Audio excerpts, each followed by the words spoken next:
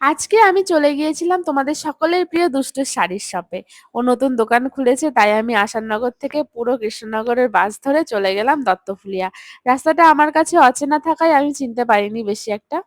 ড্রাইভারকে বলতে বলতেই দেখি রাস্তায় অনেক ব্যানার টানানো আছে। তো ব্যানার ধরে আমি ওর দোকানে চলে গিয়েছিলাম শাড়ি কিনবো। অনেক আশা নিয়ে গিয়েছি, শাড়িটা কিনতেই হবে, সবাই কিনছে। এবার গিয়ে দেখি ও বাবা, দোকান তো এখনো ওপেনই হয়নি। তো দোকান ওপেন হয়নি, কি হয়েছে, কিছু তো একটা করতে হবে। পার্লার ওপেন আছে। পার্লারে আমি ঢুকে গেলাম। দেখো গরমে অবস্থা আমার কি। এবার পার্লারে গিয়ে ভাবছি চুলটা একটু কেটে নিই, তাই যে খুব শর্ট করে কেটেছি। আন্টি ভীষণ সুইট, আমাকে বাইরে পর্যন্ত আগিয়ে দিল। আমার খুব ভালো লেগেছে আন্টির ব্যবহার। বাট চুল কাটা বলো কি হয়, কেমন হয়েছে আমার চুল কাটা, একটু রিভিউ দাও। একদম বাজে।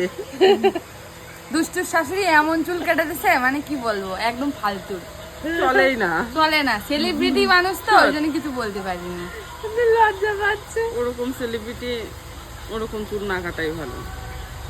খাই ফেললাম তো আমি। ওইভাবে বলা যায় না, ওনার মুখের সামনে যদি বলা যায় বলা যায়। তুই ওটা ভিডিও করছিস? তুমি কেউ নেই, তুমি তোমার বাড়ি বসে ওনার নামে নিন্দা করতে পারছো না, সামনে পারতে, কখনোই পারতো না। আমি বলে দেবো। দেখো আমি হলো দুষ্টু শাশুড়ির কাছ থেকে চুল কেটে এনেছি। ভিডিওটা ছাড়ো না।